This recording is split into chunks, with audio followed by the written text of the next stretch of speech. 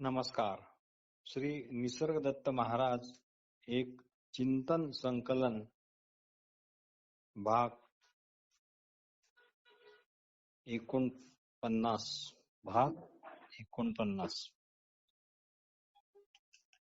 श्री निसर्गदत्त महाराज म्हणतात, आपण देह म्हणून राहतो हे आजारपण आहे. हे लवकर कळणार नाही, पण हे कळणे अति महत्वाचे आहे. आपले देह म्हणून वावरणे हे एखाद्या पेशंटचे हॉस्पिटलमध्ये वावरण्यासारखे आहे. रुग्णावस्थेत आपण केवळ आपल्या शरीराचीच काळजी करत असतो. त्यावेळी दुसरे तिसरे काही आपल्याला सुचतच नाही.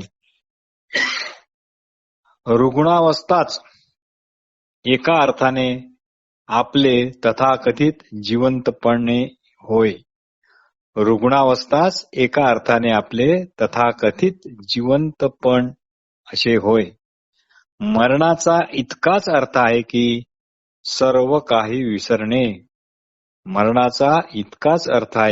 सर्व काही विसरणे. एका अर्थाने तुम्ही स्वस्वरूपाच्या अज्ञान निद्रेत झोपलेले आहात. अशा निजलेल्यांना जागा करणारा झोपलेला असतो काय? म्हणजेच स्वतः झोपलेल्यांना कसा जागा करणार? तो स्वतः जागा नको की काय?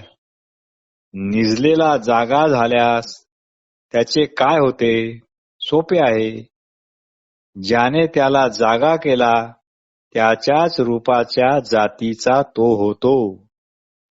निजलेला जागा झाल्यास त्याचे काय होते असा जर प्रश्न विचारला तर त्याचे उत्तर अतिशय सोपे आहे.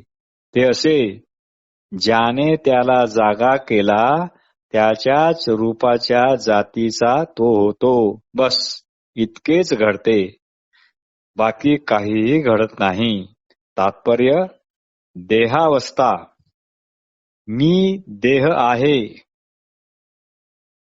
मी व देह वेगळा नाही. देहच मी ही रुग्णावस्था आहे. म्हणूनच आजारी देहाची जपवणूक चालली आहे.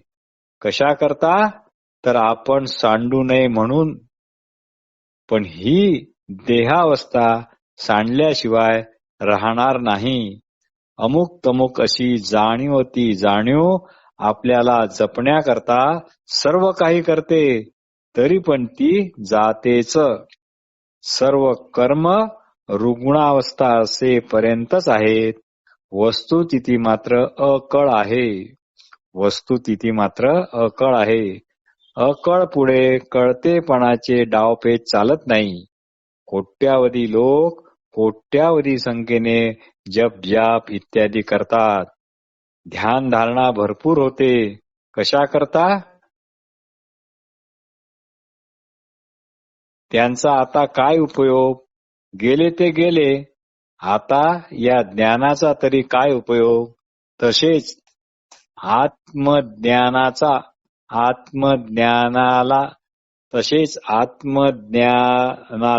आत्मज्ञानाच्या ज्ञात्याला काही उपयोग नाही.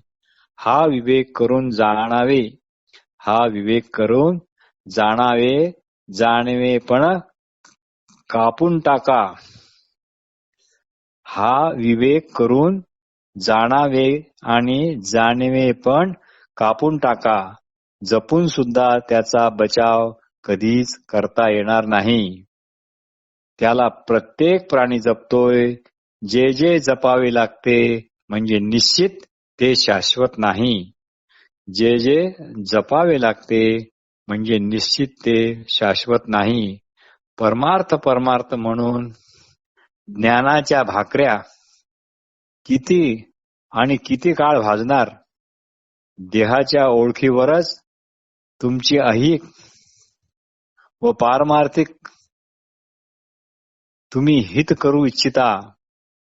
प्रत्येकाचा देह हे एक अप्रामाणिक दृश्य आहे.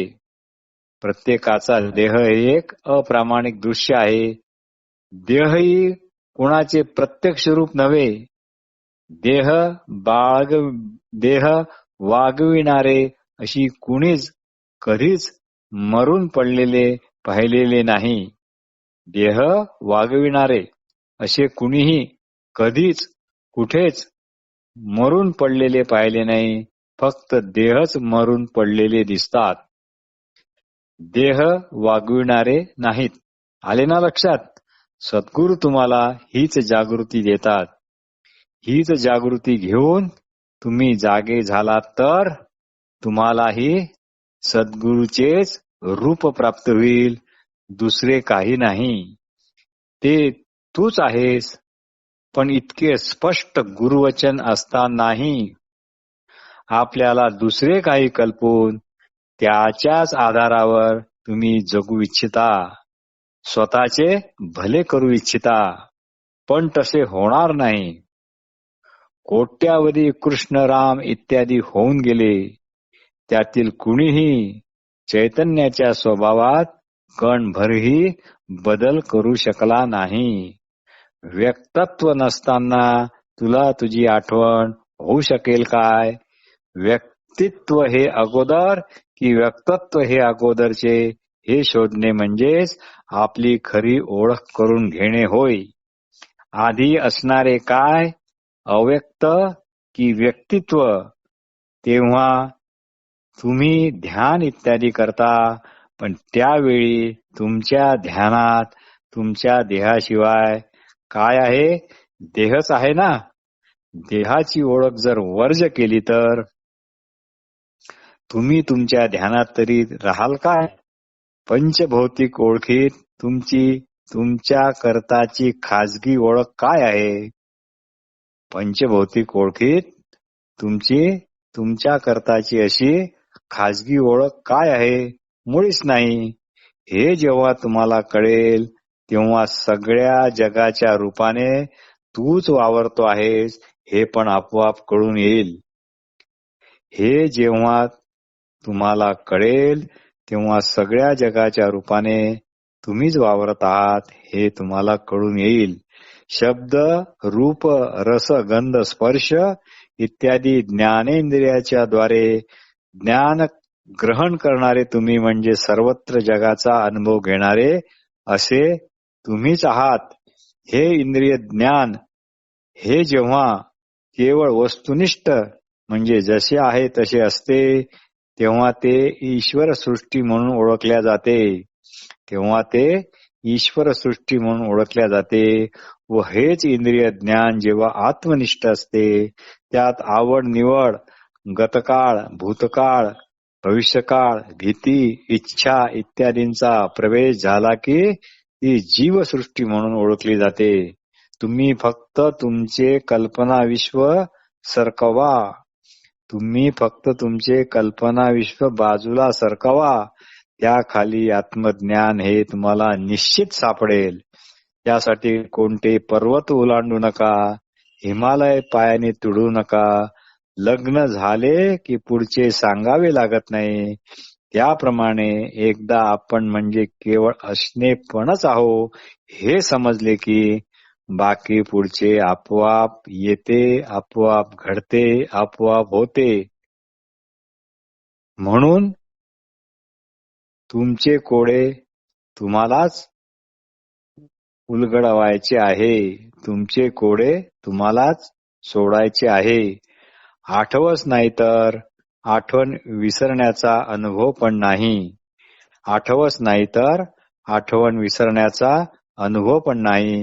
जे आठवावे लागते ते तुम्ही असूच शकत नाही. म्हणून आत्मज्ञानाचा कुणी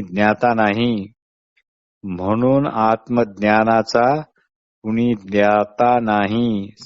श्री निसर्गदत्त महाराजांचे हे विधान अतिशय क्रांतिकारक आहे. म्हणून आत्मज्ञानाचा कुणी ज्ञाता नाही. फक्त तेथे ज्ञाता विरहित असे आत्मज्ञानच आहे.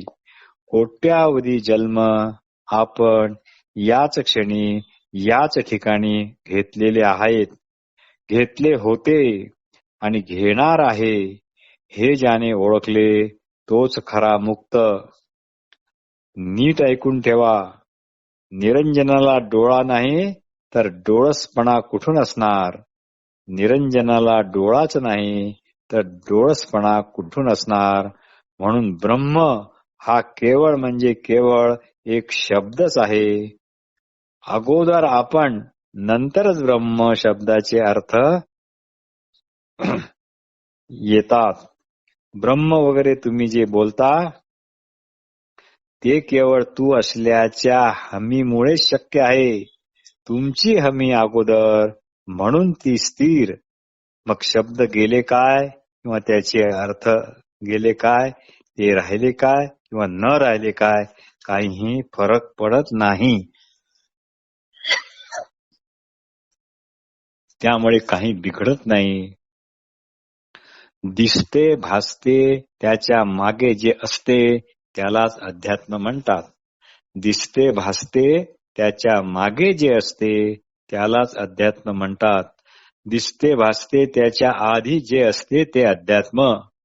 दिसते भासते त्याच्या आधी जे असते ते अध्यात्म.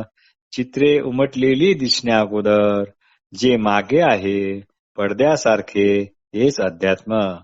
असे हे आधी किंवा मागे नसेल तर काहीच दिसणार नाही. श्री निसर्गदत्त महाराज म्हणत, काया स्त्री पुरुष असे असतात. काया हीच स्त्री पुरुष असे असतात, पण प्राण काया ही स्त्री पुरुष असे असतात, पण प्राण व गुण हे तसे नाहीत. अज्ञानी मनाने भविष्य लिहित असतो. अज्ञानी हा मनाने भविष्य लिहित असतो. ज्ञानी जनांनी मात्र ते भविष्य कायमचे पुसून टाकलेले असते. म्हणून निसर्गदत्त महाराज म्हणतात, आम्हाला कोणतेच ज्ञानरूप नाही, कोणतेच कलर नाही, कोणतेच डिझाईन नाही. ही केवळ आमच्या सद्गुरूचीच कृपा आहे. इथे नवल असे आहे की बघणाऱ्याला कोणतेच दृश्यरूप नाही, पण दिसते मात्र त्याला सर्व. तू दुनिया फिरतोस ते स्वतःला दृश्यरूप समजून आणि दाखवूनच.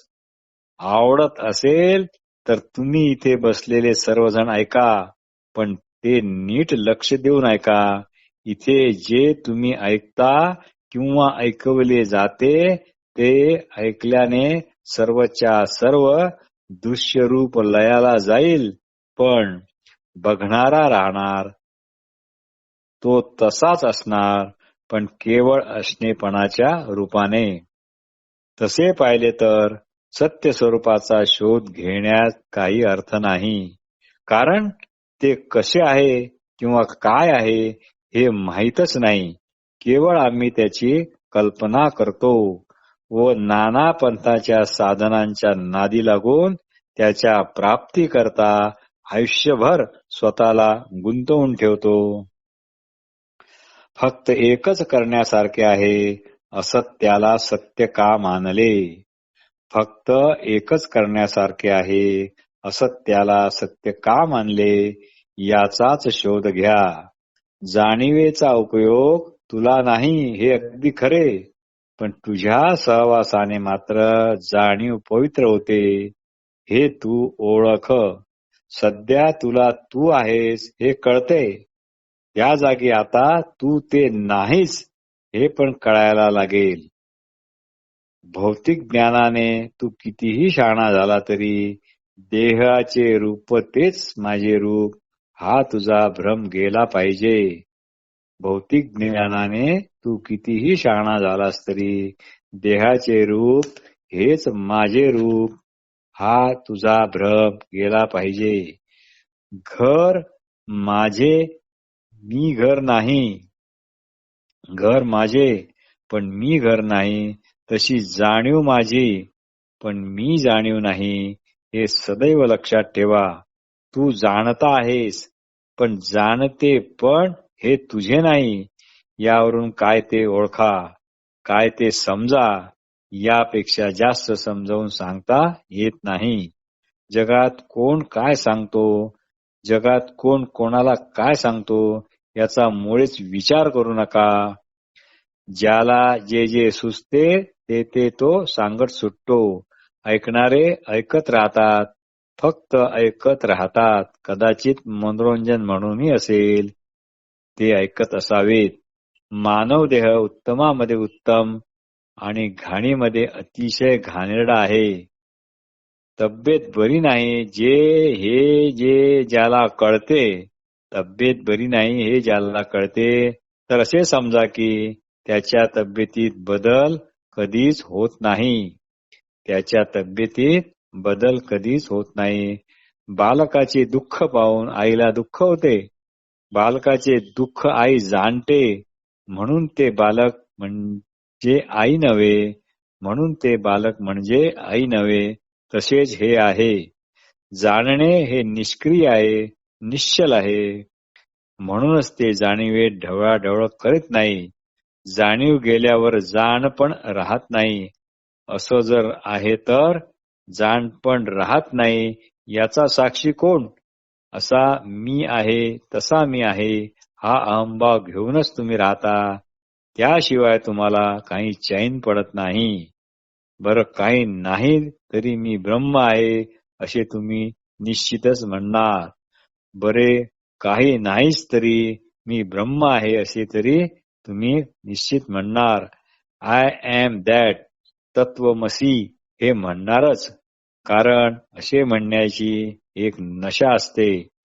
याचं कारण तुम्हाला असं काही पाहिजे ते आठवणीच्या वस्तीत वस्ती करणारे हवे. नमस्कार.